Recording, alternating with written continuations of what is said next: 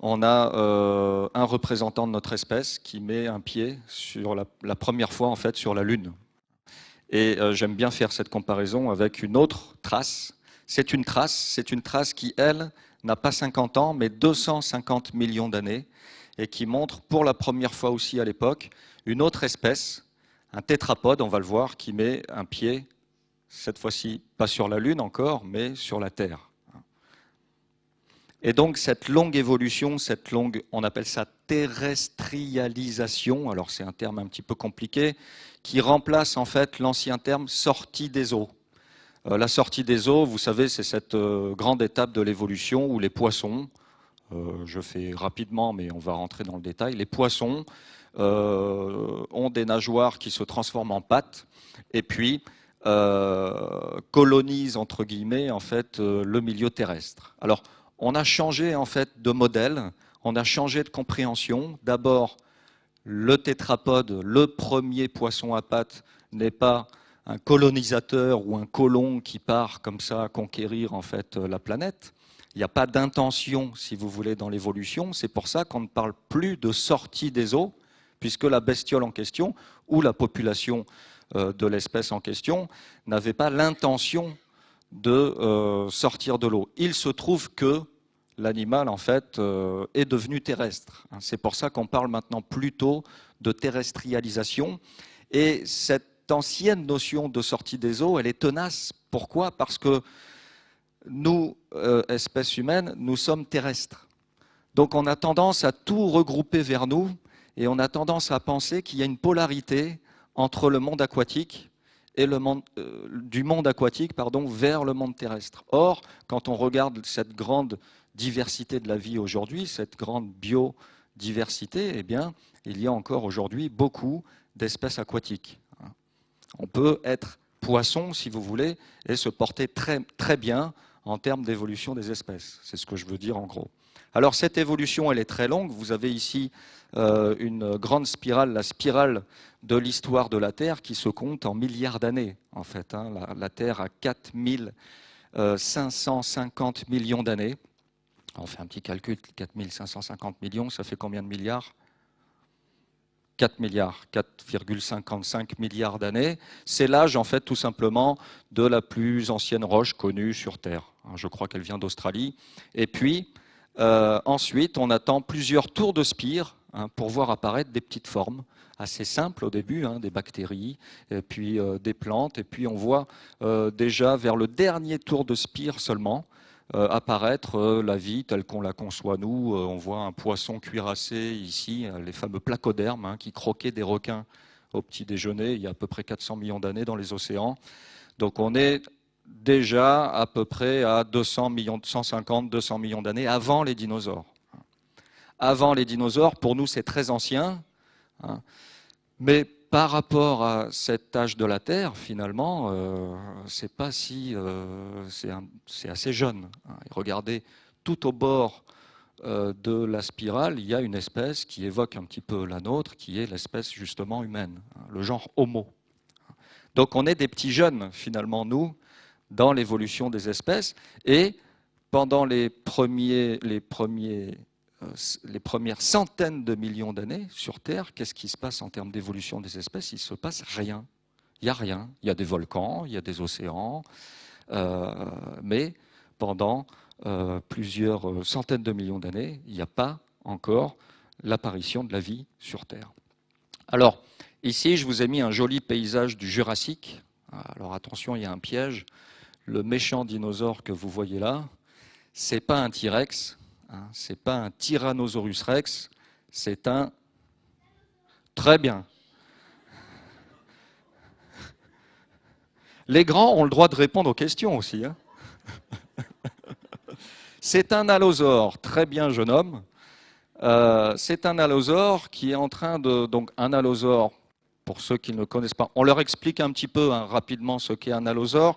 C'est un dinosaure théropode, c'est-à-dire un dinosaure qui est plutôt carnivore et qui se déplace sur ses deux pattes arrière.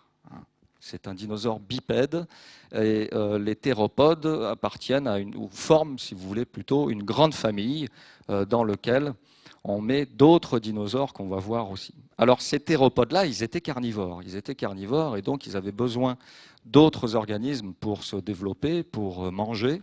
Et là, on voit un Allosaurus fragilis, donc l'allosaure en train de sauter sur un cousin en fait du Diplodocus. C'est un grand dinosaure avec un long cou, une longue queue, et il y en a aussi dans l'exposition. Alors c'est un joli paysage du Jurassique où on voit ici des dinosaures à plumes. Hein, on va y revenir tout à l'heure. Et c'est un paysage en fait qui est fait par un artiste qui est conseillé par un ou des scientifiques, hein, des paléontologues comme moi. Et ces artistes-là sont spécialisés dans les reconstitutions d'espèces disparues ou de paysages en fait disparus, et on les appelle justement des paléo-artistes. Ça ne veut pas dire des artistes qui datent du Paléozoïque, ce sont des artistes spécialisés dans la paléontologie. Alors à côté, donc vous allez voir ou vous avez vu des dinosaures, si vous venez au Muséum d'histoire naturelle à Paris, ici, enfin de l'autre côté de la Seine, c'est pas très loin, il y a d'autres grands dinosaures, bien sûr, comme celui-là, hein, avec un long cou, toujours, une longue queue. Alors, il a été exposé tel qu'on concevait finalement les dinosaures à l'époque. Hein, c'était au siècle dernier. On avait une certaine vision assez différente en fait des dinosaures aujourd'hui. On sait que les dinosaures aujourd'hui étaient très bien adaptés à leur environnement, ils étaient assez dynamiques, ils avaient plutôt un sang chaud qu'un sang froid. C'était pas des gros reptiles pathos et bêtes qui se sont éteints parce qu'ils n'étaient pas adaptés à l'environnement. Aujourd'hui, on a revu en fait, grâce aux données scientifiques et aux nouveaux fossiles, on a revu toutes ces hypothèses-là et on sait que les dinosaures étaient extrêmement diversifiés à la fin du Crétacé, juste avant en fait leur extinction. Et quand on analyse en fait la structure osseuse des dinosaures, on s'est rendu compte que beaucoup avaient plutôt un sang chaud comme les mammifères, et non un sang froid comme les reptiles classiques, si vous voulez, hein, les crocodiles, les reptiles, les tortues, les lézards, les serpents ont ce qu'on appelle une thermorégulation, c'est-à-dire un sang plutôt froid, contrairement aux mammifères. Donc là, on a un joli diplodocus qui est un petit peu has-been quand même, parce qu'à l'époque, on pensait que la queue des dinosaures traînait par terre, elle était lourde, alors que quand on étudie de très près en fait, les vertèbres caudales, on se rend compte que la queue était à l'horizontale et servait même un petit peu de balancier pour équilibrer le corps lors de la marche. Donc ce sont des visions un petit peu désuètes que vous verrez parfois au Muséum de Paris, mais on s'efforce quand même de vous montrer des dinosaures d'une manière un peu plus moderne, comme celui-là justement, qu'on retrouve, hein, c'est le fameux Allosaurus, l'allosaure. Alors la petite différence qu'il a avec le T-Rex, c'est la taille, essentiellement. Hein. Le T-Rex est encore plus grand que celui-là. Et puis le T-Rex a deux petits doigts, vestigiaux d'ailleurs. Lui en a trois. Donc il est juste à côté du Diplodocus. Et puis quand on étudie vraiment les dinosaures et les espèces, l'évolution des espèces en général, on effectue ce qu'on appelle un arbre phylogénétique. Alors un arbre phylogénétique, c'est quoi? C'est en gros un arbre qui vous montre les relations de parenté entre les espèces. C'est-à-dire que nous, pour étudier l'évolution de la vie, on se pose la question qui est le plus proche de qui? Et non plus qui descend de qui. Darwin a jamais dit que l'homme descendait du singe. Darwin a dit que l'homme et le singe avaient un ancêtre commun. Et la différence est importante. Ça veut dire que le singe, le bonobo ou le chimpanzé, c'est pas notre arrière-arrière-grand ancêtre, c'est notre lointain cousin. Et donc, pour étudier l'évolution des espèces aujourd'hui, on met toutes les espèces, justement, qu'elles soient fossiles ou actuelles, sur une même ligne ou sur un même grand niveau, et on étudie les relations de parenté entre ces espèces. Et là, vous avez l'arbre de relations de parenté très simplifié des dinosaures, de certains dinosaures. Les dinosaures, c'est vraiment un monde. On connaît quelques milliers d'espèces de dinosaures aujourd'hui. On en publie à peu près 2 tous les mois.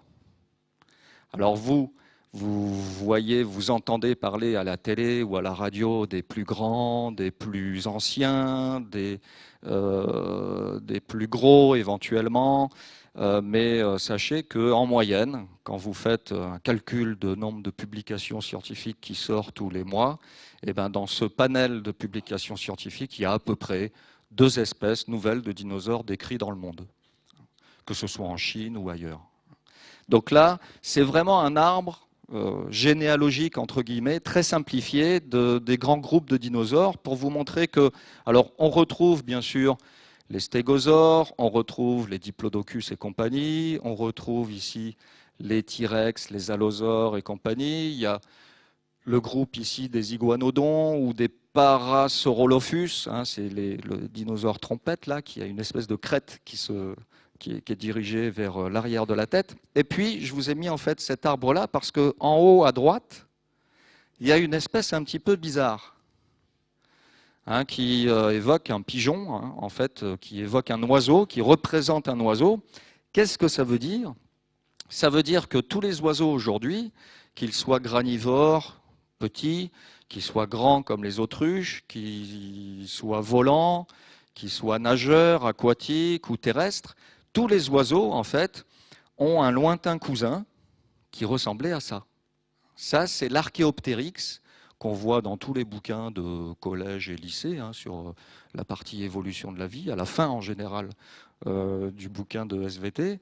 On a l'Archéoptérix, une photo de l'Archéoptérix qui est très importante. Pourquoi? Parce que cette photo-là nous montre qu'il y avait déjà à l'époque des dinosaures, des petites espèces qui présentaient, on le voit bien ici, des plumes.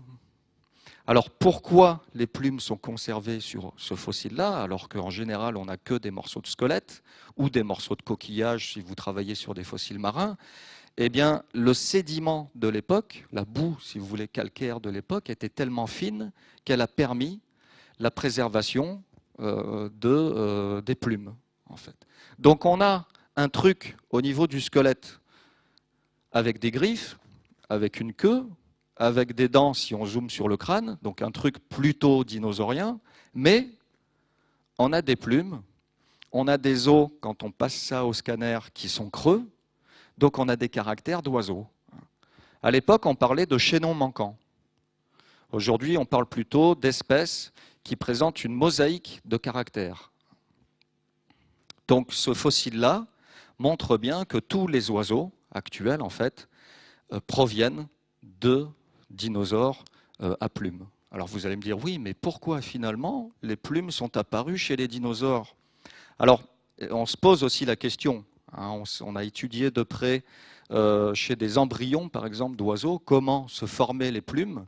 Eh bien, les plumes se forment à partir d'écailles ou de proto-écailles, si vous voulez, à des stades très précoces du développement, qui sont modifiées, qui s'allongent, qui se ramifient, et qui donnent à l'état de poussin d'abord le duvet, hein, et puis ensuite la plume chez un oiseau un peu plus adulte.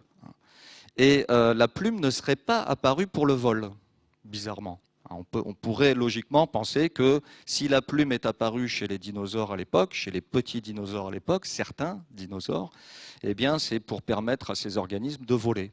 Et en fait, on s'est rendu compte que la plume, finalement, ça se voit bien quand vous partez en camping et que vous achetez un duvet en noix avec des plumes d'oie ou de canard. Hein, vous dormez beaucoup mieux que si vous achetez votre duvet en fibre plastique. Eh bien, la plume est apparue plutôt, serait apparue plutôt pour mieux réguler la température interne du corps chez ces animaux-là. C'est une hypothèse. Voilà une belle reconstitution paléo-artistique de l'Archéoptérix. Alors au passage, archéo, ça veut dire ancien, et ptérix, c'est la plume. On l'a nommé en fait l'ancienne plume parce que c'est un fossile du Jurassique qui présente justement des plumes. Archéoptérix. Alors cette évolution de la vie, elle est liée à l'évolution de notre bonne vieille planète, hein, la Terre. Et je crois que c'est Paul Éluard hein, qui disait que la Terre est bleue comme une orange. Et si on poursuit la comparaison, on pourrait même dire que cette orange-là, cette orange géante, elle a une peau, une écorce, qui est composée d'une mosaïque de plaques. C'est la fameuse tectonique des plaques. Alors pour les jeunes, la tectonique, c'est plutôt la danse, mais pour les vieux comme moi, c'est un modèle en fait géologique qui permet d'expliquer que les continents et les océans en fait bougent les uns par rapport aux autres. Alors en gros, quand deux plaques s'écartent, vous avez l'apparition d'un océan, et quand deux plaques se rencontrent, une chaîne de montagnes. Voilà. Et comme par hasard, en fait, là je vous ai mis une carte du monde avec des petits points jaunes. Ces petits points jaunes, en fait, correspondent à des séismes. Des séismes, c'est-à-dire des tremblements de terre quand ça se passe sur Terre, ou des tsunamis quand ça se passe en fait quand les plaques bougent en fait alors qu'elles sont recouvertes en fait d'eau. Ça donne un tsunami un peu plus loin qui peut faire des ravages. Et donc la zone de fragilité des plaques, elle se dessine en fait en jaune sur cette carte là.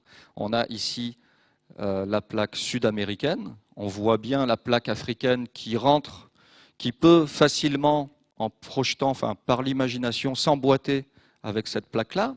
Vous avez une grande plaque ici, la grande plaque eurasiatique, donc Europe plus Asie. Vous avez la plaque nord-américaine. Vous avez la plaque ici, hop, qui part à droite, que je retrouve là. C'est la plaque antarctique. Et ces plaques-là, Wegener l'avait bien dit à l'époque, ces plaques-là bougent les unes par rapport aux autres. Et aujourd'hui, on a des mesures des mouvements des plaques grâce aux satellites. C'est à peu près 3 à 6 cm par an. Donc vous pouvez toujours rester au bord de l'Afrique, là, vous verrez jamais l'Amérique du Sud continuer à s'éloigner. Il faudrait vivre plusieurs millions d'années pour pouvoir sentir vraiment les continents bouger. On va faire un petit calcul, 5 cm par an, ça fait combien de kilomètres par million d'années? Je ramasse les copies après la conférence. Ça fait à peu près 50, si je ne me trompe pas de zéro. 50 km par million d'années, c'est déjà pas mal. En sachant que le million d'années, c'est notre unité de temps en paléontologie, on commence à voir des choses bouger. Et donc là, je vous ai mis une espèce de vidéo où vous allez voir un compteur en fait en haut qui va tourner rapidement en millions d'années pour que vous puissiez voir en fait la balade des continents. C'est parti. Donc ça va très très vite et puis c'est une boucle, ça va en boucle. On voit qu'à un moment, on voit bien à un moment, il y a à peu près 200 millions d'années, que tous les continents étaient regroupés en un méga bloc qu'on appelle la Pangée. Et si on s'arrête, si on arrête le compteur à environ 370 millions d'années, je vais vous expliquer pourquoi, on s'arrête à moins 370 millions d'années, vous avez une Terre qui ressemble plus du tout à la configuration actuelle de la géographie terrestre. Alors pourquoi 370 millions d'années? Parce que c'est l'époque justement où on a des poissons à nageoires charnues. Charnu, bien en chair, en latin ou en grec, c'est sarco. Sarcophage, c'est le cercueil mangeur de chair. Ne rigolez pas, c'est vrai. Et on appelle ces poissons à nageoires charnues des sarcoptérygiens. Un ptérygium, c'est la membrane, par extension, l'aile ou la nageoire.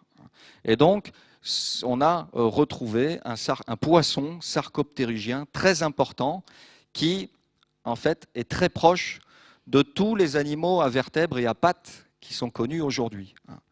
Voilà à quoi il ressemble. Il ressemble à ça. Alors, il ne ressemble pas du tout à un poisson.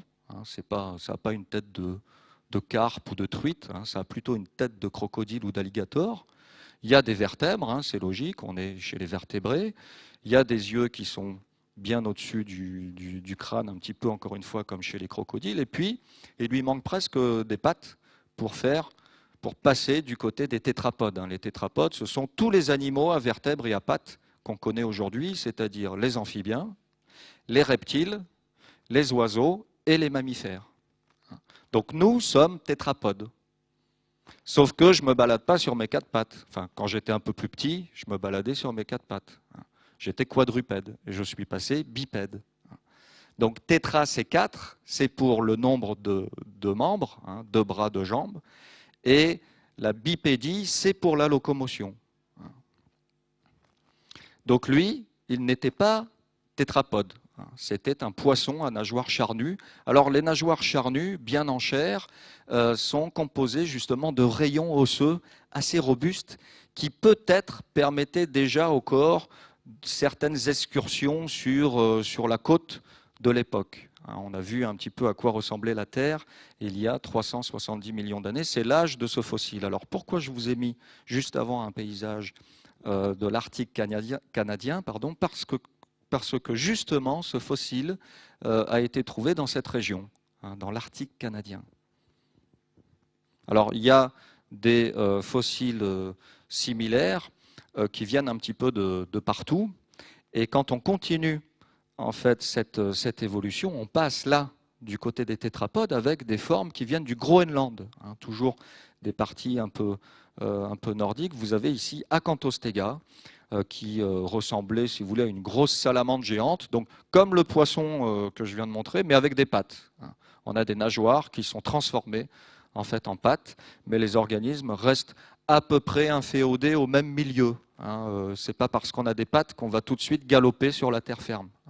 Ces organismes-là, a priori, sont restés pendant même plusieurs millions d'années dans l'eau avant de devenir vraiment terrestres. Et ça, c'est assez nouveau. Autrefois, on se disait, puisque les premiers tétrapodes ont des pattes, c'était pour marcher sur Terre. Donc on les imaginait en fait terrestres. Or, on s'est rendu compte que ces animaux-là étaient plutôt aquatiques, voire même marins, pour certains. Alors du coup, on s'est posé la question, oui, mais pourquoi sont apparues les pattes? Si ce n'est pas pour marcher sur la terre ferme, pourquoi les nageoires, certaines nageoires charnues, des sarcoptérygiens se sont transformées en pattes? Alors, pour l'instant, on ne sait pas encore trop répondre à la question. On a des petites idées comme par exemple l'équilibrage du corps entre deux os ou des organes qui permettaient en fait à ces espèces de salamandres géantes de se s'ancrer en fait au fond de l'eau pour mieux peut-être bondir sur leur proie. On ne sait pas trop. C'est encore en cours d'étude. En tout cas, on connaît bien, et de mieux en mieux d'ailleurs, les fossiles. On en connaît maintenant, à cette époque-là, on est dans le Dévonien, un étage géologique qui s'appelle le Dévonien, moins 370 millions environ d'années. On a des formes qui sont de mieux en mieux connues. Voilà encore un autre fossile très bien préservé d'Acanthostega. Alors je dis très bien préservé. Bon, vous allez me dire, ouais, il n'est pas quand même tout à fait complet. On devine quand même un crâne ici, la tête. Ça, c'est plutôt la colonne vertébrale. Et puis, il y a un morceau de patte ici. Mais ça, c'est le rêve du paléontologue. Les dinosaures que vous allez voir après, ils sont complets. Ce sont des pièces quasiment uniques. C'est très rare de découvrir en fait un squelette complet quand on fait de la paléontologie. Et ces squelettes-là, ils sont mis en valeur par des collègues qu'on appelle des préparateurs en paléontologie. Les préparateurs en paléontologie, ce sont des collègues qui travaillent minutieusement pour enlever en fait la roche tout autour du fossile. C'est un travail de moine en fait. Le collègue là travaille sous loupe binoculaire pour enlever avec un outil. Ça, c'est un marteau-piqueur, en gros, de la taille d'un stylo. Donc, il enlève, en fait, grain par grain, millimètre par millimètre, la roche pour ne pas détériorer le fossile. Ça peut prendre entre 1 et 6 mois, voire 1 an si le fossile est compliqué. Ensuite, pour mieux comprendre le fossile en question, on fait des scans 3D maintenant, ou on fait des sculptures 3D, c'est-à-dire qu'on fait appel à certains types d'artistes, ces fameux paléo-artistes de tout à l'heure, qui sont, eux, spécialisés dans ce qu'on appelle la sculpture numérique, c'est-à-dire qu'ils vont essayer de représenter avec nous, d'une manière la plus plausible possible, les parties manquantes de l'organisme. Donc il part, en fait, c'est comme dans les jeux vidéo, hein, ou c'est comme au cinéma, quand vous allez voir Le Seigneur des Anneaux, il y a les orques, il y a les trolls, il y a toute une série de monstres qui sont en fait construits, qui sont modélisés avec des logiciels 3D, qui sont en fait exactement les mêmes que celui-là. Voilà en gros comment fonctionne le paléo-artiste. Il part soit d'un scan d'un squelette. Hein, ici, j'ai pris l'exemple d'un babiroussa, c'est un espèce de phacochère asiatique pour bien montrer en fait les différentes couches. C'est comme un médecin légiste qui, à partir d'un crâne, va essayer de reconstruire le visage de la victime.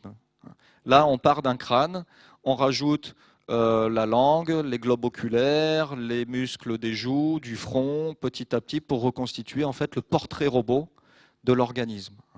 Et quand ça marche avec les espèces actuelles, eh bien, on applique ça en fait sur les espèces disparues pour avoir un petit peu mieux, avoir des précisions plutôt sur les silhouettes et la forme en fait de ces organismes. Voilà une belle reconstitution d'Acanthostega avec des précisions assez importantes. On voit là une texture, moitié peau, moitié écaille, et puis on voit des membres qui sont effectivement des pattes, d'accord, mais qu'on imagine difficilement comme étant des membres porteurs d'un organisme qui serait passé directement de la vie aquatique à la vie terrestre. C'est plutôt des espèces de rames qui permettaient à l'animal de s'équilibrer, encore une fois, dans l'eau ou de s'ancrer au fond de l'eau pour bouffer en fait tout ce qui passe par là. C'était des formes carnivores. Et toujours pareil, quand on fait en fait un arbre de phylogénie, on se rend compte que ces formes-là, dès qu'elles apparaissent, dès que les pattes apparaissent, alors là, ça va vite, l'évolution s'accélère et on a plein d'espèces nouvelles de tétrapodes qui apparaissent dès le Dévonien, et encore plus après au Carbonifère. Donc c'est un vrai casse-tête après pour essayer d'étudier quelle espèce est la plus proche d'autres espèces. Mais on y arrive quand même. Et ces espèces de salamandres géantes de l'époque ont donné naissance en fait à deux groupes qui restent encore aujourd'hui, qui vivent encore actuellement. C'est le groupe des amphibiens, avec les petites grenouilles, les petites salamandres, et puis il y a un autre groupe un petit peu moins connu. Et puis les reptiles. Donc ce sont finalement des représentants des amphibiens et des reptiles actuels.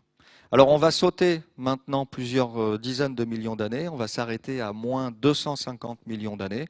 Donc on touche là presque l'apparition des premiers dinosaures. Les premiers dinosaures, grosso modo, c'est 240, 230, 240 millions d'années. On n'est pas à 10 millions d'années près quand on fait de la paléontologie, des vertébrés en tout cas. On est là à 250 millions d'années et on pense que sur Terre, il n'y avait pas grand-chose puisqu'il n'y avait pas encore de dinosaures. Et en fait, quand on fait du terrain, quand on fait des fouilles, quand on fait des missions paléontologiques, dans les sédiments qui ont cet âge-là, que j'ai mis en rouge en fait sur la carte. Alors il y a deux gros points rouges parce qu'il y a deux bassins sédimentaires très importants qui ont beaucoup de roches de cet âge-là. C'est l'Afrique du Sud, c'est le bassin du Karoo, et puis il y a le bassin de Perm en Russie qui a donné son nom justement à l'étage géologique qu'on appelle le Permien. Et puis il y a d'autres points un petit peu partout où on va se rendre en fait en organisant des expéditions paléontologiques. Alors le paléontologue, par définition, il a plutôt la tête qui est penchée vers le sol, contrairement à son collègue astrophysicien qui a la tête dans les étoiles. On essaye d'avoir des terrains les plus dégagés possibles. C'est pas qu'on n'aime pas les forêts, mais c'est qu'on préfère en fait travailler dans les milieux désertiques parce que la roche affleure directement en fait sur le sol. Donc on préfère travailler dans le Sahara par exemple ou dans d'autres taches jaunes en fait en Afrique ou ailleurs. Ici on va partir au Sahara à l'époque où on pouvait encore travailler en tout cas là-bas sans risquer notre peau. Au Niger, par exemple, au nord du Niger, on a organisé des grandes expéditions, des belles expéditions dans cette partie-là du Sahara, où justement, il y avait des roches d'environ 250 millions d'années. Donc là, on marche sur le sol et on essaie de repérer en fait des esquilles, c'est-à-dire des morceaux d'os en surface. Et en fonction de la densité du nombre d'esquilles, on s'arrête ou pas et on organise un petit chantier de fouilles pour essayer de voir s'il y a un squelette en profondeur. Donc il y a une partie vraiment aléatoire dans la recherche de fossiles. Alors on pousse la chance parce qu'on va zoomer des régions qui sont les plus propices. D'abord, vous avez vu, on zoome certaines régions dont les roches ont 250 millions d'années environ. Ensuite, on enlève, quand on travaille sur des espèces terrestres, on enlève tous les sédiments qui ont 250 millions d'années, mais qui se sont déposés en milieu marin. Et ensuite, donc il reste des sédiments terrestres qui ont 250 millions d'années. Et ensuite, on va encore cibler ces zones-là en sélectionnant certains sédiments, par exemple des anciens lacs ou des anciens bras morts de rivières, où des carcasses d'animaux auraient pu à l'époque se fossiliser et se déposer en fait. Et donc petit à petit, on a des zones qu'on quadrille et puis on organise des campements itinérants d'une semaine ou deux à plusieurs endroits et puis on se dispatche, en fait toujours à deux parce qu'on est dans le Sahara, donc on peut croiser des vipères ou des scorpions. Ou, voilà, on est lié en fait avec un GPS, bien sûr, on se balade avec un GPS, avec un talkie-walkie. Et puis on part en binôme, en fait. Vous partez au nord, il y a un autre binôme qui part à l'est, à l'ouest, au sud, et puis on revient en fait en fin de journée, et puis on fait un petit point, un petit bilan entre équipes. En général, ce sont des équipes internationales, et aussi on appelle ça multidisciplinaire ou pluridisciplinaire. Ça veut dire quoi? Ça veut dire qu'il n'y a pas que des paléontologues spécialisés sur ces premiers tétrapodes comme moi. On part avec des collègues qui travaillent sur les plantes, hein, donc des botanistes qui travaillent sur des plantes fossiles. Comment ça s'appelle à votre avis?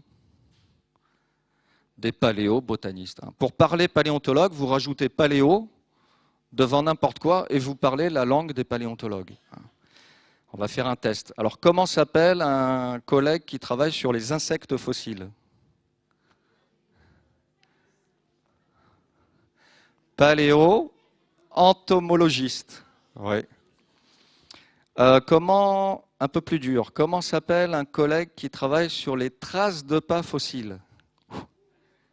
Très bien, paléo-ichnologiste ou paléo-ichnologue. Donc en fait, on part en tout cas à plusieurs, parce que souvent, comme on dit, on trouve que ce qu'on cherche, et donc c'est bien d'être accompagné d'autres spécialistes qui vont compléter cette espèce de décor, de paysage qu'on tente de reconstruire. Donc on marche beaucoup hein, quand on est paléontologue. Là, dans le Sahara, on pouvait faire jusqu'à à peu près 15-20 km par jour. Et puis, ça, ce sont les joies de l'informatique. Voilà. Et puis, donc, le soir, hein, quand le soleil commence à décliner, on se retrouve en fait auprès du camp et puis on fait un petit bilan. Du genre, ah bah toi, qu'est-ce que tu as trouvé? Bah moi, à telle coordonnée, j'ai ça. Ah bon, tu as combien de densité d'esquilles? Ah, tu as 3,4 esquilles au mètre carré, c'est pas beaucoup. Bon, on repassera demain rapidement, voir ce que c'est. Puis bon, on repasse ou pas. Et puis, en fonction aussi de la nature des esquilles osseuses, c'est-à-dire des premiers restes qu'on trouve en surface, on est capable d'identifier ou pas le fossile qu'il y a en profondeur. Si on a de la chance, effectivement, il y a un fossile en profondeur dont les morceaux d'os commencent à affleurer. Mais si on n'a pas de chance, eh bien, les morceaux d'os que vous trouvez en surface correspondent à un squelette qui s'est fait complètement éroder par le vent de sable, ou les vents de sable même, qui sont assez importants dans ce coin-là du globe. Alors j'aime bien justement comparer ce coin-là du globe à gauche avec la planète Mars à droite. C'est assez proche.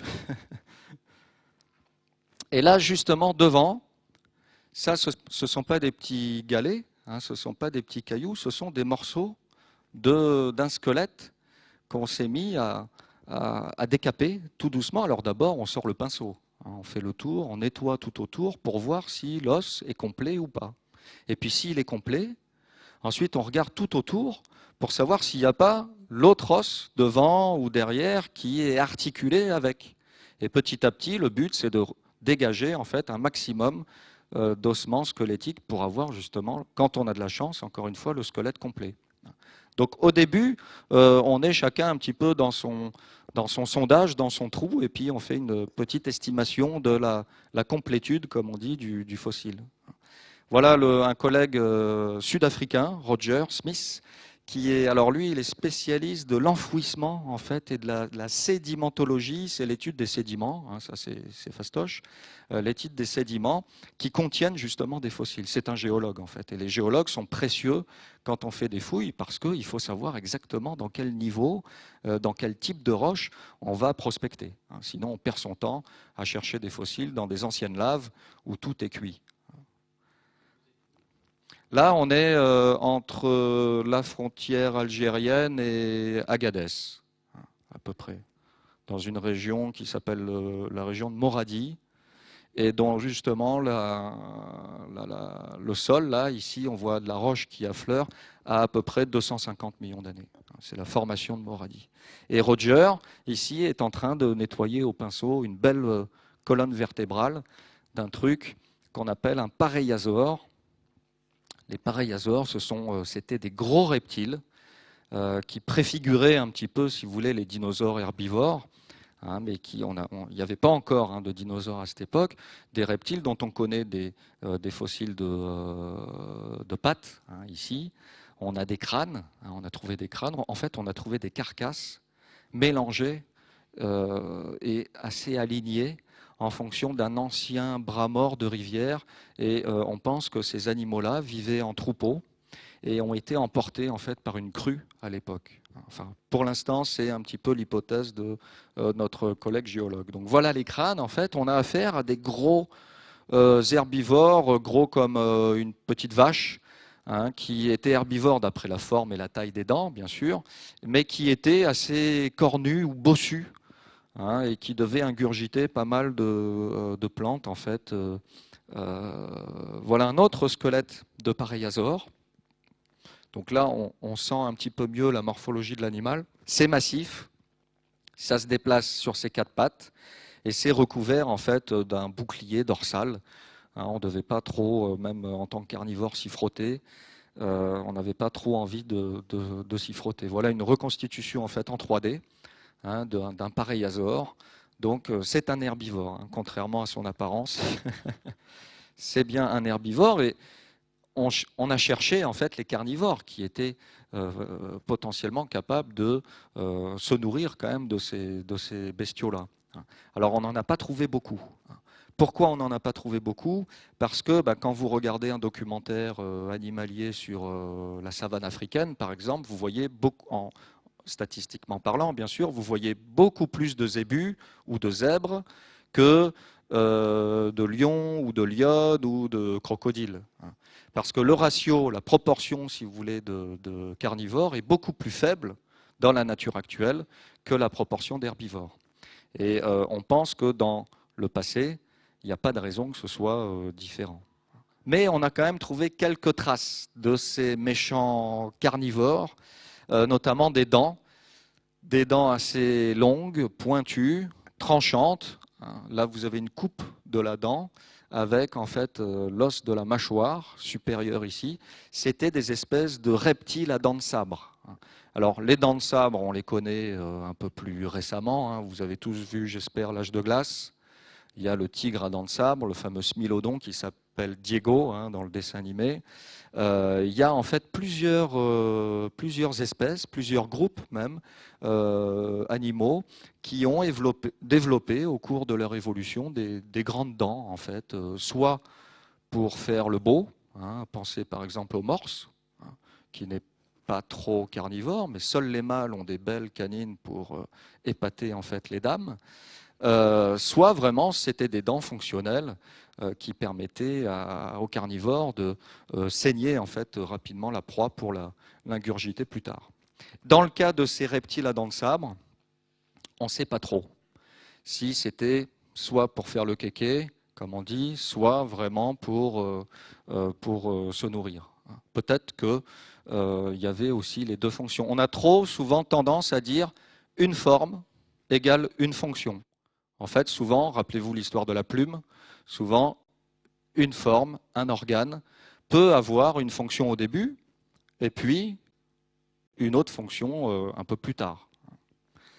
Donc voilà le Gorgonops, le Gorgonopsien, en fait, du Permien du Niger, alors reconstitué en 3D à partir de crânes un peu plus complets qu'on a trouvé ailleurs. Parce que c'est ça aussi la paléontologie. Souvent, c'est une science basée sur des fossiles fragmentaires.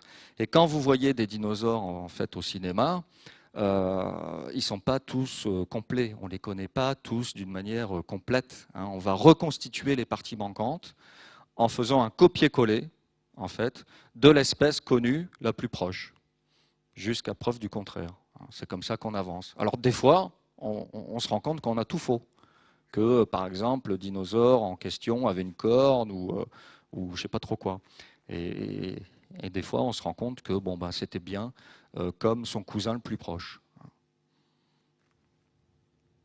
On peut imaginer la rencontre entre le Gorgonops et le Pariasaure.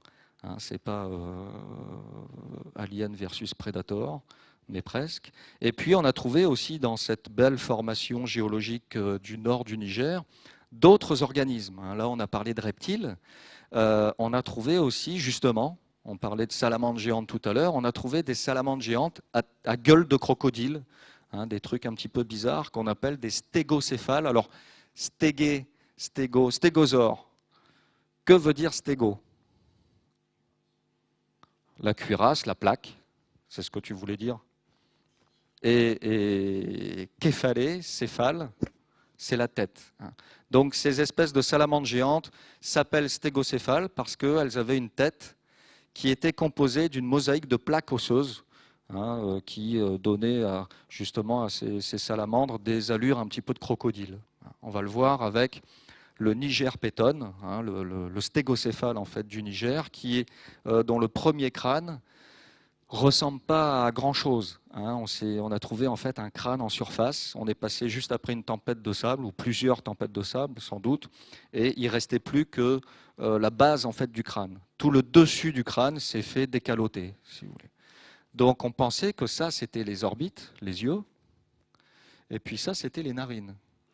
Donc on a commencé à faire une reconstitution, à faire un dessin, même sur le terrain, le soir, auprès du feu, on essaye de discuter entre nous et de reconstruire. On commence à travailler dès que les fossiles commencent à affleurer en fait sur le terrain.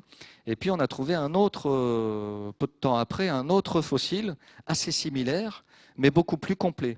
Alors certes, c'est la moitié du crâne, mais il est beaucoup plus complet en fait. On appelle ça antéro-postérieurement, c'est-à-dire vous avez le devant du museau ici et l'arrière du crâne ici. Et on s'est dit, mais en fait, ce qu'on pensait être les orbites là, ce ne sont pas les orbites, ce ne sont pas les yeux, ce sont les narines. Et ces trous-là, ces fosses naturelles-là, a priori servent à enchâsser en fait les dents de la mâchoire inférieure qui étaient assez robustes. Et puis là, on a repéré vraiment en fonction en fait de la nature tout autour de cette fenêtre-là, la nature des os, on a repéré vraiment les orbites externes, c'est-à-dire les trous où viennent se loger en fait les yeux. Donc on a revu notre copie, heureusement, parce qu'on était prêt à publier le premier crâne sans avoir trouvé le deuxième crâne. Et on a même essayé de faire une reconstitution de la bête. Voilà donc le squelette du crâne en vue de trois quarts. Une reconstitution de la bête qu'on a fait avec un sculpteur, cette fois-ci pas virtuel, enfin pas numérique si vous voulez, mais un sculpteur spécialisé aussi dans les maquettes ou dans les modèles. Donc il a, en fonction des planches anatomiques qu'on lui a envoyées, il a fait un bloc, en fait il a sculpté un bloc de polystyrène, c'est du polystyrène qu'il a recouvert d'une espèce de résine plastique, d'abord molle et qui se durcit rapidement.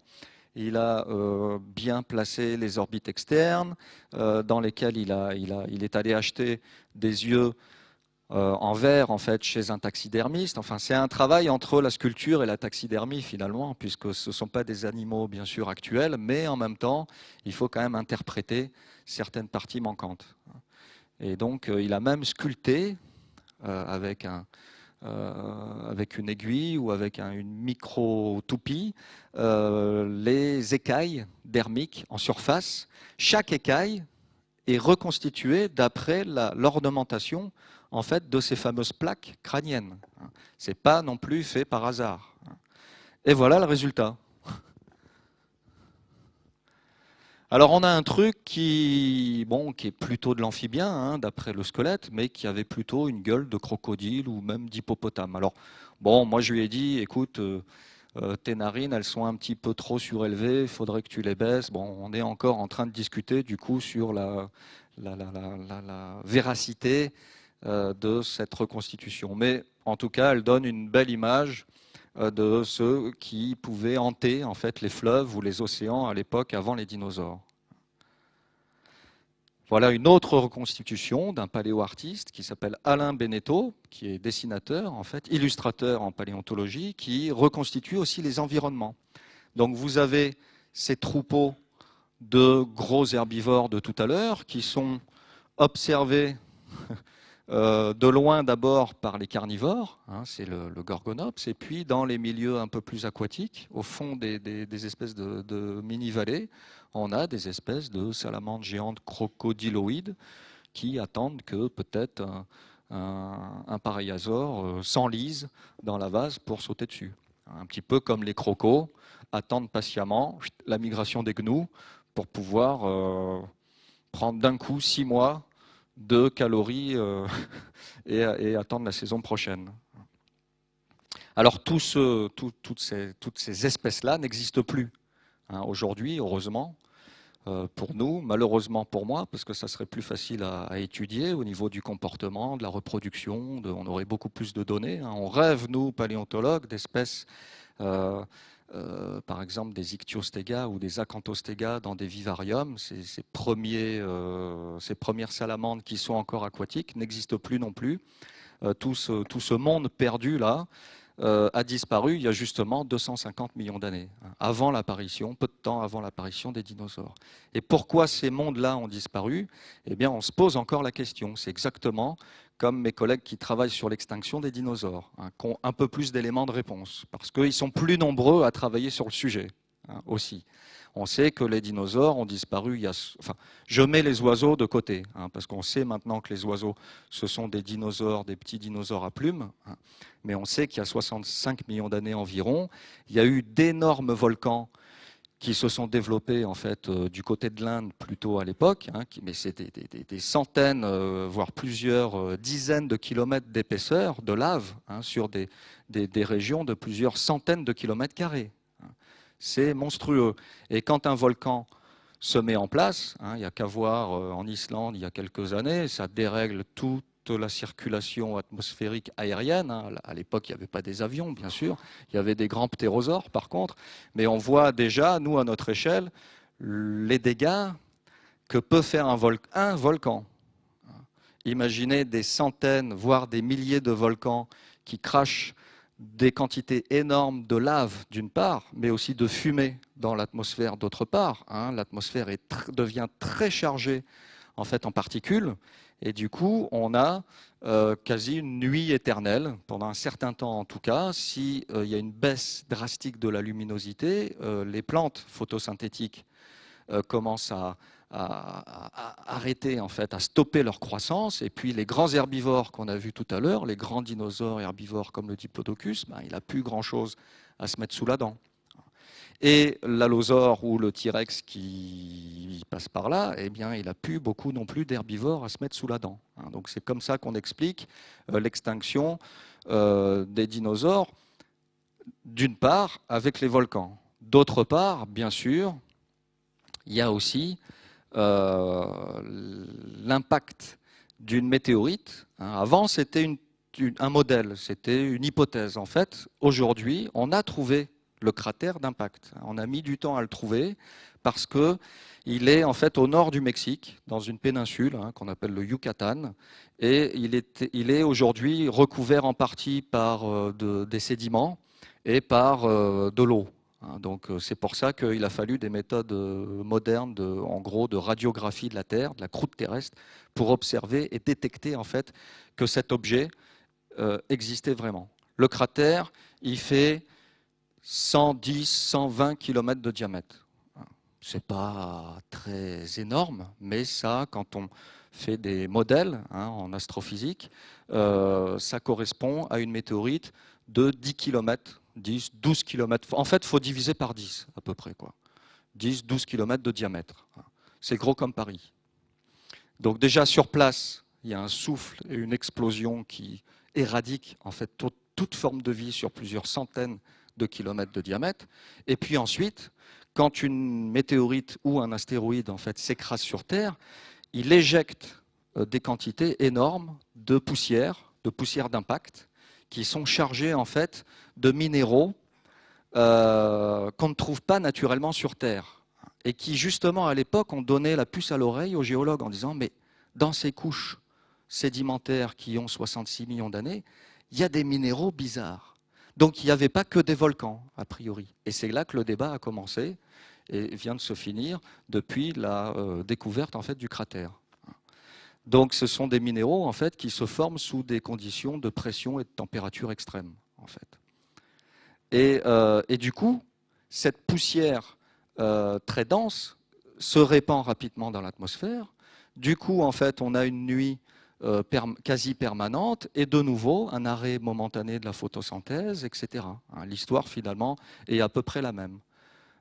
Vous avez d'un côté les volcans et de l'autre, en fait, l'impact d'une météorite qui a rasé la surface de la Terre, à peu près 70% des espèces à l'époque, au passage entre le Crétacé et le Tertiaire. Alors, les oiseaux restent, les poissons, beaucoup de poissons restent, quand même. Il y a pas mal de reptiles qui restent aussi. Il y a toutes les bactéries, il y a beaucoup des insectes, les méduses, tout ça, ça reste. Mais il y a la plupart des dinosaures, la plupart des reptiles qui vivaient dans les océans aussi disparaissent. 70% en moyenne. Quand vous êtes avant l'apparition des dinosaures, donc à la fin au début, enfin, l'extinction entre le Permien et le Trias, c'est-à-dire l'extinction qui ouvre ensuite sur une nouvelle ère qui est l'ère des dinosaures, il y a une extinction puisque les espèces qu'on vient de voir aujourd'hui en fait n'existent plus. Cette extinction-là, quand on fait des statistiques, c'est 90% des espèces. Alors l'extinction pré-dinosaure est beaucoup moins connue parce qu'elle est moins médiatisée, parce que les dinosaures restent quand même les stars de l'évolution, des expositions, on l'a vu. Mais avant l'apparition des dinosaures, il y a eu une extinction beaucoup plus importante en termes d'espèces. 90%, les 10% de survivants, les 10% de survivants d'espèces de salamandres géantes, de poissons, repeuplent en fait les écosystèmes. Et là, on a l'apparition d'autres reptiles, notamment les dinosaures, et l'histoire se répète. Ça ne veut pas dire qu'il y a toutes les 50 millions d'années une grande extinction, mais ça veut dire que finalement, l'évolution des espèces, c'est une espèce de, c'est le cas de le dire, de valse entre l'apparition d'espèces nouvelles et puis des grandes extinctions. Et donc la recherche du paléontologue, c'est d'essayer de mieux comprendre l'évolution de la vie en prenant en compte les paramètres qui permettent à une espèce d'apparaître, mais aussi en étudiant les extinctions. Et finalement, c'est une quête sans fin, puisque à chaque fois, on découvre des nouveaux événements, des nouvelles extinctions ou des nouvelles phases d'apparition assez rapides d'espèces. Donc si je reviens l'année prochaine, je vous raconterai peut-être en partie une autre histoire sur l'évolution des espèces. Voilà, et donc je m'arrêterai là. Merci.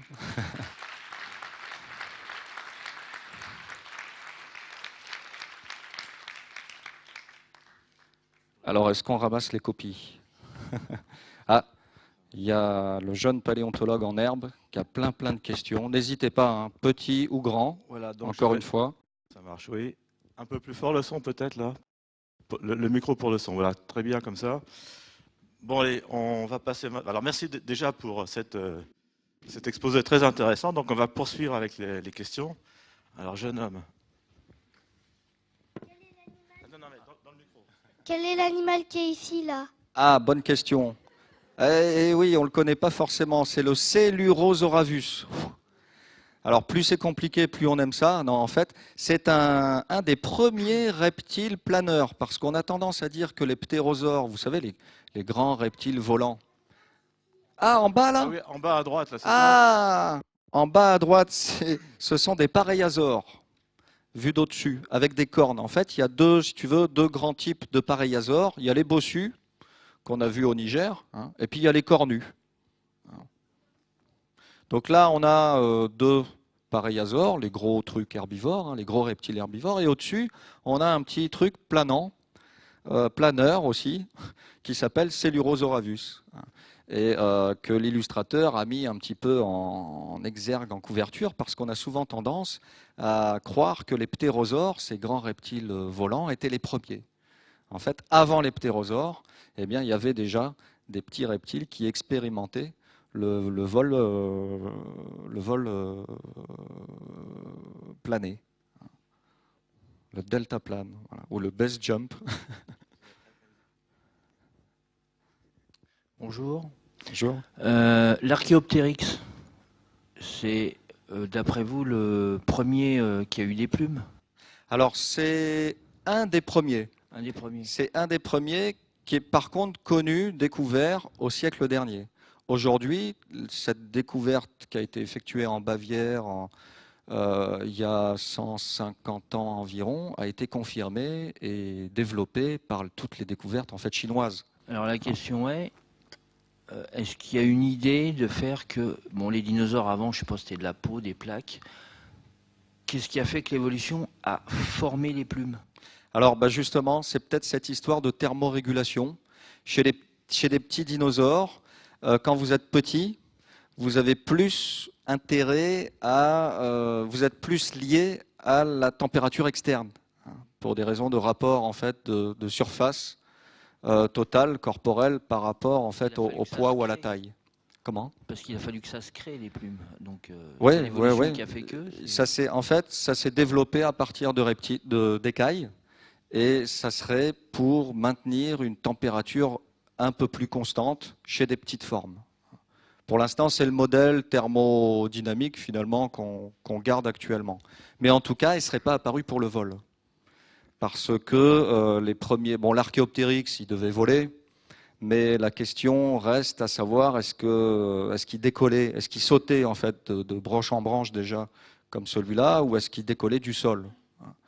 Et en fait, quand on a regardé de plus près justement la formation d'une plume en termes d'embryologie, on s'est rendu compte que c'était une structure dermique de plus en plus fine qui permettait aussi de maintenir la température du corps, hein, de lutter en fait contre les variations de chaleur de température de l'environnement, qui sont beaucoup plus sensibles, d'autant plus que vous êtes petit, en gros. Alors, qui veut poser une question? Ah oui, ici. Bonjour, je voulais savoir où se situait le dimétrodon dans votre par Ah. rapport. Si vous voulez, moi, j'ai jamais bien su. Est-ce que c'est un dinosaure, pas un dinosaure? Voilà quoi. Alors, très bonne question, effectivement. Le dimétrodon, c'est un cousin du Gorgonops, en gros. Donc, effectivement, on le confond souvent avec les dinosaures parce qu'il a une gueule de reptile, il a une crête sur le dos, un peu comme le spinosaure. Mais en fait, c'est un reptile mammalien. Il fait partie de ces reptiles-là qui donnent naissance un peu plus tard, en fait, aux mammifères. Amniotes, oui. Ah, oui, oui. Dans votre livre, vous parlez des avicéphaliens. Est-ce qu'ils seraient polyphylétiques? Ah, alors là, on rentre, excusez-nous, hein, on rentre dans la discussion de spécialistes. C'est pas encore, effectivement, il y a encore des discussions sur la monophylie des avicéphales. Ouais. On leur explique un petit peu quand même. En fait, ce Coelurosaurus qui est là, il appartient à un groupe d'animaux assez particuliers, hein, qui est représenté par plusieurs espèces. Et en gros, on ne sait pas encore aujourd'hui si ces espèces-là de reptiles originaux font partie d'un ensemble homogène ou pas. Ça s'appelle monophylétique. C'est-à-dire, est-ce qu'ils viennent tous d'un ancêtre commun unique ou est-ce que ce sont des adaptations qui sont apparues plusieurs fois au cours de l'évolution dans plusieurs petits groupes de reptiles? En gros, on ne sait pas si c'est un groupe et si la membrane est apparue, enfin la membrane ou d'autres synapomorphies, n'est-ce pas, hein, jeunes collègues, sont apparus une fois au cours de l'évolution ou plusieurs fois dans différentes lignées. Donc là, ce qui est bizarre, c'est que en fait, il y a très peu de collègues qui travaillent sur ce groupe-là. C'est un groupe qui est très peu connu, très peu représenté. Il y a quoi? Il y a une dizaine d'espèces dans le monde connues à tout casser. Et du coup, ça rajoute un peu plus de complexité. Alors, il y a des formes du Permien, il y a des formes du Trias. Donc, le groupe, si ça forme vraiment un groupe, traverse en fait la crise. Et là aussi, on ne sait pas trop pourquoi. Enfin, on ne sait pas trop comment expliquer certaines espèces qui survivent alors que d'autres s'éteignent. Il y a une relation par rapport à la taille, bien sûr, hein, mais il n'y a pas que la taille qui joue. Il y a aussi l'environnement, la position de l'animal dans la chaîne alimentaire. Hein. Les crocos, typiquement, les crocos passent, ils ont traversé la crise Crétacé-Tertiaire, hein, sans problème. Alors, on ne sait pas trop pourquoi, on pense que c'est lié justement à leur place particulière dans les chaînes alimentaires. Un croco, ça n'a pas besoin de manger beaucoup, hein, et puis ça vit ça peut vivre ou se réfugier plutôt dans des fonds de lac, hein, dans des environnements assez sombres, un peu turbides. Il peut se passer beaucoup de choses en surface, hein, des changements climatiques, des impacts, des volcans. Bon, il suffit que le croco en question ait suffisamment son ventre plein pour attendre patiemment que ça se passe un petit peu mieux, quoi. Bon, c'est une idée en tout cas, mais pour les avicéphales, on ne sait pas encore. Écoutez, alors vous, puis après ce sera... À part le sélacanthe, est-ce qu'il y a d'autres dinosaures qui ont traversé, qui ont survécu? Alors le sélacanthe, c'est un poisson. Hein. Oui. Bah oui, en fait, il y a plein d'espèces. Alors il y a 70% d'espèces capoutes. Hein, donc, mais il y a 30%. Les 30%, c'est alors des sélacanthes, mais c'est aussi des insectes, c'est des méduses, c'est des crocos justement, c'est plein d'autres groupes. Oui, effectivement. Vous avez oublié le Destamosuchus. Ah, c'est vrai. Eh oui, mais je crois qu'il est dans l'expo, non? Il me semble qu'il est dans l'expo. Ah, mais je crois qu'à l'entrée de l'expo, il y est. On vérifiera.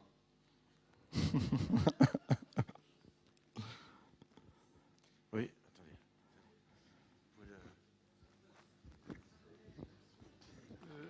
Est-ce que vous auriez un arbre généalogique des tétrapodes? Ou dans l'expo, est-ce qu'il y a un tel arbre? Alors, dans l'expo, il y a un arbre phylogénétique. Enfin, oui, je préfère le terme phylogénétique parce qu'on est vraiment dans l'étude de relations de parenté. Oui. Il y a un arbre phylogénétique de dinosaures dans l'expo. Et pour les tétrapodes, je l'ai rapidement montré en fait tout à l'heure. Le voilà. Pour les tétrapodes anciens, hein, les premiers tétrapodes, on a ici, là, il faudrait rajouter dans l'arbre les fameux poissons à nageoires charnues, hein, les sarcoptérygiens. Et puis vous avez ici le début du grand groupe des tétrapodes, hein, le clade des tétrapodes, avec les principaux premiers représentants. En fait, hein, donc Ichthyostega, Acanthostega ici, et puis ce qu'on appelle en fait typiquement les stégocéphales. Voilà. Ils sont là. Mais alors, les dinosaures descendent plutôt des reptiles, alors Les dinosaures sont des reptiles. alors qu'ils descendent, alors que les amphibiens, c'est une bifurcation, je veux dire. Oui. Très ancienne, alors. Oui, oui, une bifurcation qui date a priori du Carbonifère, en fait, puisque les plus anciens reptiles connus, Oui. ils sont du Carbonifère inférieur, hein, Donc, peu de temps après l'apparition des tétrapodes. C'est pour ça qu'on pense que le groupe explose rapidement. Les premiers tétrapodes, ce sont des amphibiens, hein, mais les reptiles apparaissent peu de temps après eux, en fait. alors, les reptiles, c'est une bifurcation par rapport aux amphibiens. Oui. Et tous les autres tétrapodes descendent des reptiles. Tous les autres tétrapodes, non. descendent des premiers reptiles alors. Tous les reptiles descendent des tétrapodes, mais tous les tétrapodes ne descendent pas des reptiles. Oui, mais après descendent des premiers reptiles, les mammifères, Oui. Par contre, les oui. tortues, je veux dire, c'est ça aussi. Voilà, en fait, c'est le groupe des amniotes. Hein, les amniotes, ce sont en fait les reptiles, les oiseaux et les mammifères, c'est-à-dire tous les tétrapodes qui se reproduisent par la reproduction amniotique, qui pondent des œufs ou qui gardent en fait, comme les mammifères, le petit un certain temps dans le ventre de la femelle. Mais quand apparaissent les bifurcations, par exemple pour les crocodiles, pour les tortues, pour les mammifères. Alors, les crocos, c'est à peu près en même temps que les premiers dinosaures.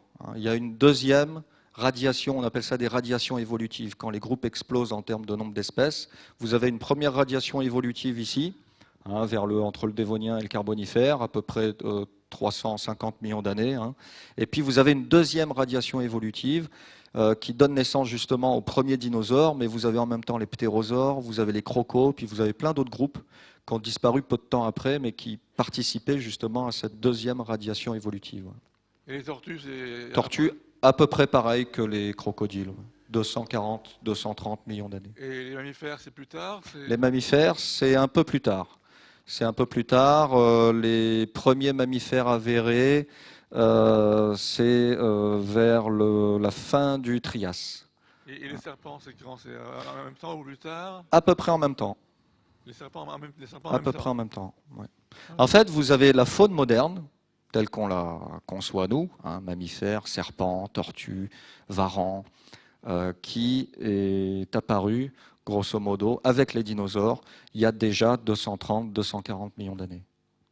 Les dinosaures disparaissent et aujourd'hui, il nous reste les lézards, les mammifères aussi et d'autres. Mais vous avez en fait une mise en place assez précoce des grands groupes auxquels on appartient, nous, aujourd'hui, en termes de tétrapodes.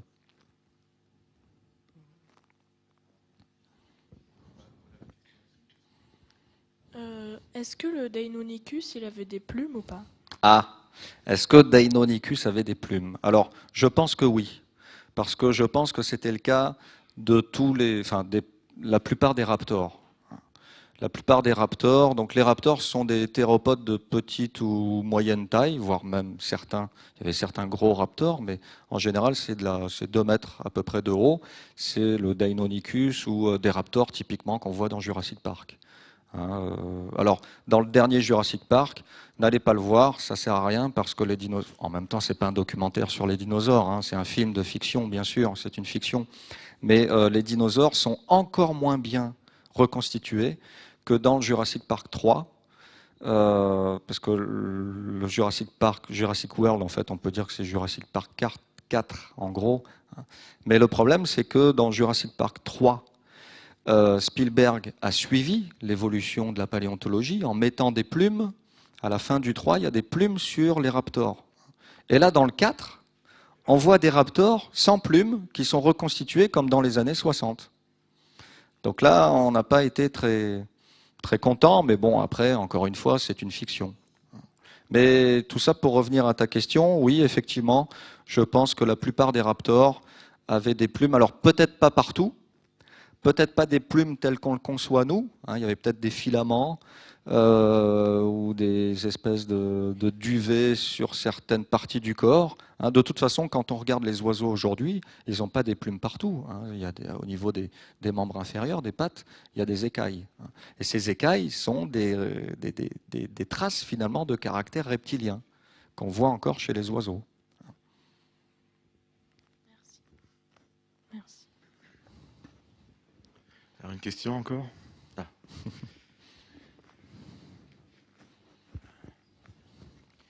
Vous parlez régulièrement de crocodiles. Il y en a un qui a été quand même d'une taille assez exceptionnelle. Il a été découvert par un Français en Égypte, le Sarcosuchus imperator. Oui. Je voudrais juste savoir s'il a complètement disparu ou s'il a eu une descendance. Alors, je vais vous faire une réponse à la normande. Le genre a complètement disparu. On est à peu près au milieu du Crétacé. C'est un crocodilien qui faisait 12 mètres de long, On vient de retrouver, d'ailleurs, la semaine dernière, une publication très récente dans Nature, je crois, sur un cousin du Sarcosuchus aussi gros, et à peu près de la même époque, je crois. Donc, ils seraient un peu plus nombreux qu'on le pensait autrefois. On est en pleine période des dinosaures, hein, et c'était sans doute des crocos géants qui devaient justement croquer des dinosaures de taille moyenne qui venaient s'abreuver peut-être le soir dans les rivières ou les cours d'eau. Donc l'espèce et le genre a disparu, mais le groupe, les alligatoroïdes, en fait, a perduré, hein, puisqu'il y a encore des alligators aujourd'hui. Et idem pour les gaviales. On a des gaviales, c'est-à-dire des crocodiliens, qui ne sont pas tout à fait des crocodiles, c'est ceux qui ont un museau très allongé, avec une espèce de boule au bout du museau, qui sont plutôt piscivores, hein, qui mangent des poissons qui se trouvent en Inde, dans le Gange, ou au Népal. D'ailleurs, l'espèce, c'est Gangeticus, en fait. Il y avait une question là. D'accord, Jean-Marc. allons-y. C'est où? Monsieur. Ah, tout au bout. Une question basique, là, pas du tout de spécialiste. Mais vous avez, à la place du concept de sortie des eaux, vous avez donné un nom que j'ai mal noté, Terrestrialisation. Terrestrialisation. Oui, c'est pour essayer d'enlever cette espèce de progression qui n'existe pas Oui. en fait dans l'évolution. Oui, et comme s'il y avait une intention. C'est ça. C'est le contraire justement. C'est le contraire, tout à fait. De Darwin. C'est ça. Et alors, là, une petite question aussi. Avant que les animaux puissent aller sur la Terre, il fallait quand même qu'il y ait quelques plantes. Est-ce qu'il y a un grand décalage entre l'arrivée des mousses et des lichens, je sais pas quoi, et puis de l'humus, avant que les tétrapodes arrivent. Les Oui, il y a plusieurs dizaines de millions d'années d'écart. Oui. Les plantes sont sorties entre l'ordovicien et le silurien il y a à peu près 400 millions d'années, 450 millions d'années environ. Hein. Et les premières forêts se mettent en place assez rapidement. Ça, c'est la première vague en fait, de terrestrialisation. Il y a eu 3 grandes vagues. La première, ce sont les plantes.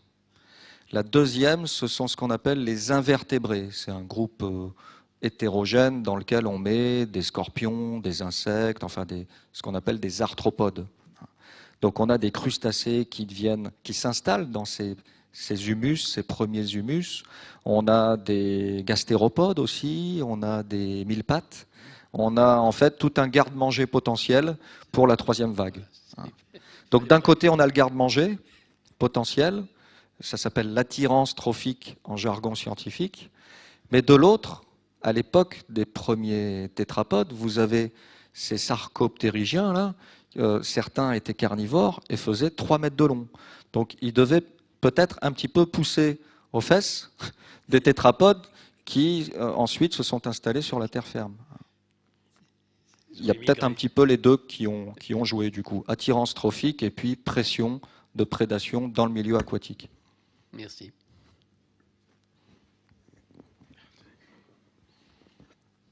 Voilà, je suis tout à fait ignorante parce que je ne connais pas tous ces termes, mais il y a une chose qui m'étonne, c'est la dimension de ces bêtes, de ces animaux. Et puis on voit en haut la petite grenouille ou le petit lézard.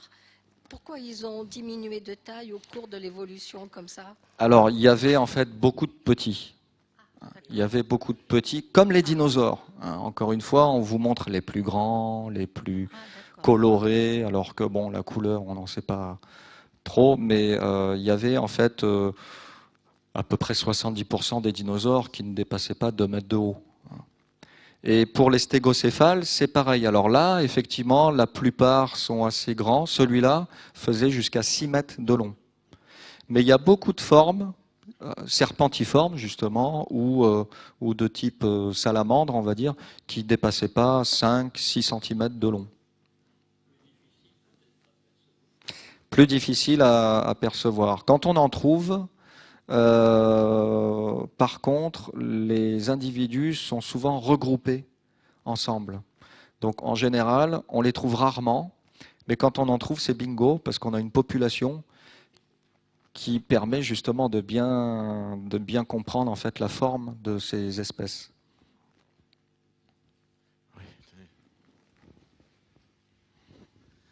Les amphibiens pondent dans l'eau, les reptiles sur Terre, mais quand on n'a que des os, comment on distingue un reptile et un amphibien? Ah, alors, en fait, on distingue le reptile de l'amphibien grâce à plusieurs, on appelle ça des critères anatomiques. Il y a la forme des vertèbres, qui est très différente.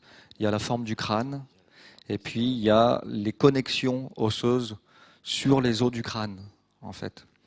Donc, il y a plusieurs caractères. Il y a aussi les pattes, les os des membres, hein, qui sont différents. Donc ça, c'est pour l'anatomie ou ce qu'on appelle la systématique, c'est-à-dire savoir si on a affaire à tel groupe ou à tel groupe. Maintenant, pour le mode de vie, un amphibien peut être terrestre, un reptile peut être marin, donc ça rajoute un petit peu plus de complexité. Et là, on va regarder en fait l'anatomie générale du corps. Si le corps est allongé avec des membres transformés en rames et des dents qui dépassent comme ça, d'une manière à pouvoir attraper des poissons assez rapidement dans l'eau, on a justement plus tendance à avoir quelque chose d'aquatique. Inversement, si les ceintures scapulaires et pelviennes, si la clavicule, en fait, les épaules et le bassin sont robustes, les membres bien développés avec un degré d'ossification bien poussé, des os en fait du poignet ou des chevilles bien ossifiés également, là on a plutôt tendance à penser que l'animal était terrestre. Et puis on va voir maintenant à l'intérieur de l'os. On fait ce qu'on appelle de la paléohistologie osseuse. Donc on étudie la structure interne de l'os, alors soit au microscope, soit en fait au CT scan, grâce à des scans, et on observe des structures différentes en fonction des adaptations, soit terrestres, soit aquatiques, soit même volantes. Les os d'oiseaux sont creux. Quand ça se voit bien quand on mange un poulet, par exemple, vous prenez un os, c'est facile à casser et puis c'est creux. Les ptérosaures, c'était la même chose. Et certains théropodes, idem, ils avaient déjà des os creux. À l'inverse, si vous regardez la structure interne d'une forme aquatique, que ce soit une tortue marine, un varan, enfin un iguane marin ou une baleine, vous allez avoir à l'intérieur une structure osseuse qui est très spongieuse. En fait, ça c'est plus indicateur d'un mode de vie aquatique. Donc on a quand même des critères. Mais des fois, c'est pas évident. Chez ces stégocéphales, justement, ils étaient amphibies, subterrestres. Donc là, on utilise plutôt l'histologie osseuse. On appelle ça quantitative. Donc là, on quantifie en fait la proportion d'os spongieux versus os creux ou os plein pour essayer avec des bases de données qui sont construites en fait sur des espèces actuelles dont on connaît le mode de vie, là pour avoir une idée un peu plus claire.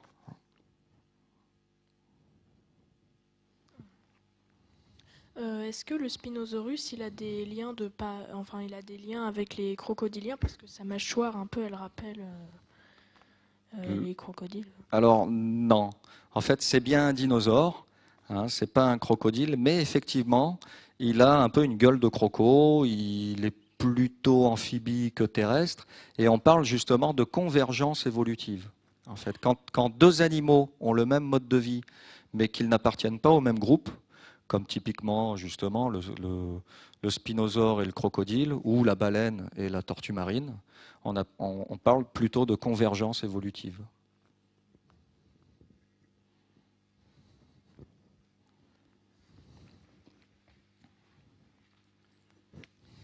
J'ai deux questions. Une première question, c'est que moi je croyais que les fossiles, c'était en fait des pierres, que c'était des traces d'animaux qui s'étaient transformés en pierres. Donc vous dites que vous travaillez sur les os, c'est-à-dire qu'on peut aussi trouver des véritables os, pas simplement des... Parce que c'est difficile, je n'arrive pas à comprendre comment, si c'est une pierre, vous pouvez vous rendre compte de ce qu'il y a à l'intérieur de l'os, quoi, si c'est une pierre. Oui. En fait, ce sont des ossements pétrifiés. Donc quand vous avez une carcasse qui tombe au fond de la mer et puis ensuite qui se fait recouverte par des sédiments, recouvrir pardon, de sédiments.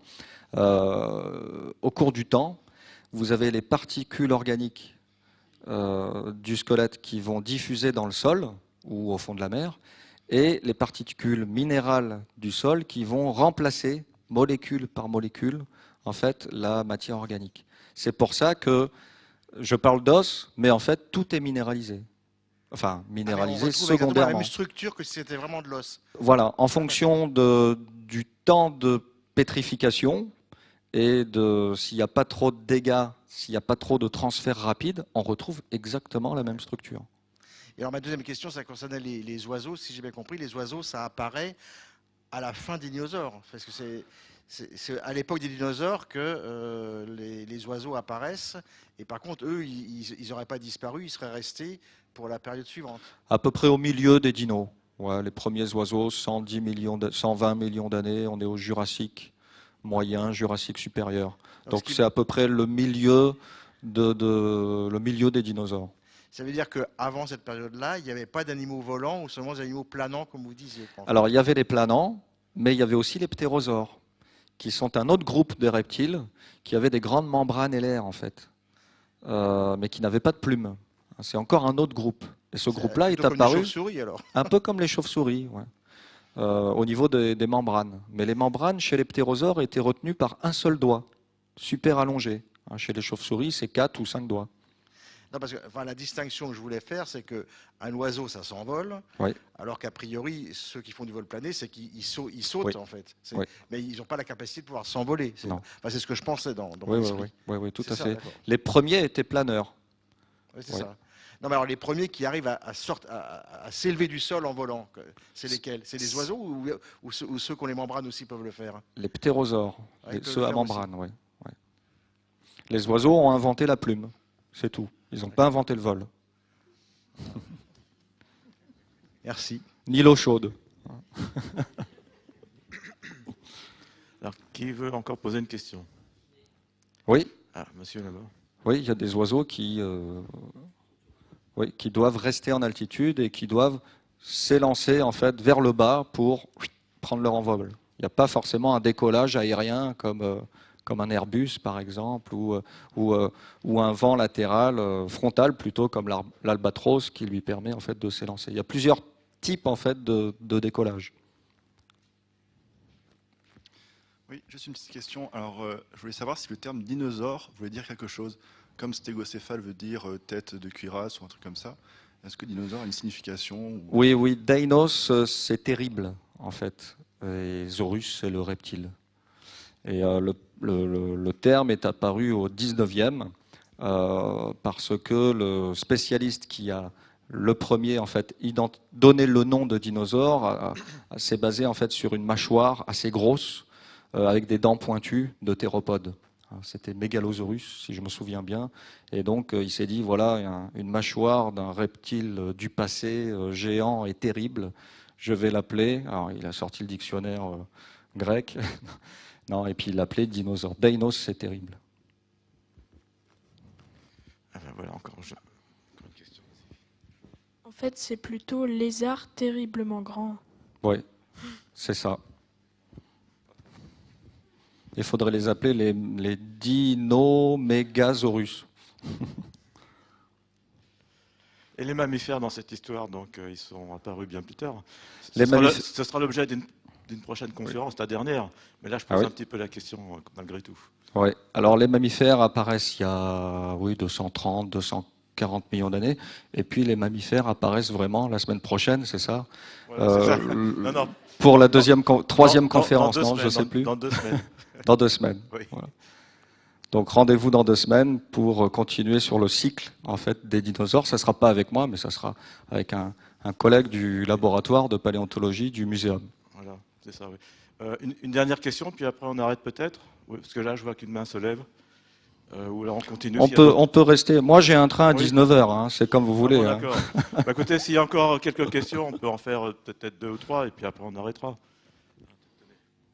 Allez, 2-3 questions. Alors c'est juste par curiosité, parce que vu les tableaux, mes profs m'ont jamais expliqué. Comment se fait-il que certains ont ce qu'on appelle des appendices caudales, c'est-à-dire des queues, et d'autres non? En fait, c'est le nombre de vertèbres caudales qui suggère la longueur de la queue. Mais pourquoi certains en auraient eu et pas d'autres? Alors, c'est sans doute lié à des modes de locomotion. En général, quand la queue est longue, on a un animal qui est plutôt aquatique, serpentiforme, et l'allongement en fait de la queue ou l'augmentation du nombre de vertèbres caudales ou du nombre de vertèbres en général, souvent, est lié à la réduction des membres. Typiquement chez les serpents, c'est le cas. Et puis chez d'autres groupes aussi de tétrapodes qui perdent leurs pattes. Et souvent, en perdant leurs pattes, ils s'allongent. Alors soit il y a beaucoup de vertèbres cervicales et peu de caudales, soit c'est l'inverse, soit c'est les vertèbres thoraciques qui augmentent en nombre. Il y a toutes les combinaisons possibles. Alors encore une question. Les aétosaures, ils ont survécu à la crise Trias-Jurassique ou pas? Non, les aétosaures ne survivent pas à la crise Trias-Jurassique. Parce que c'est vrai, je n'ai pas parlé de la crise Trias-Jurassique.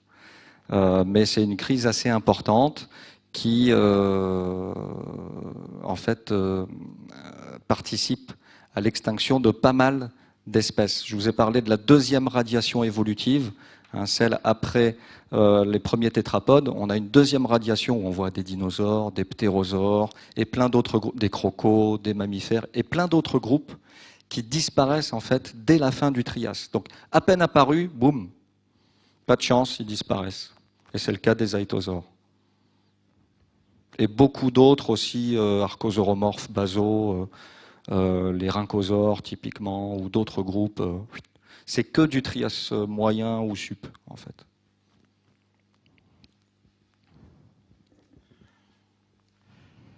Bon, écoutez, je crois qu'on va arrêter. Je vous remercie de votre participation. Merci.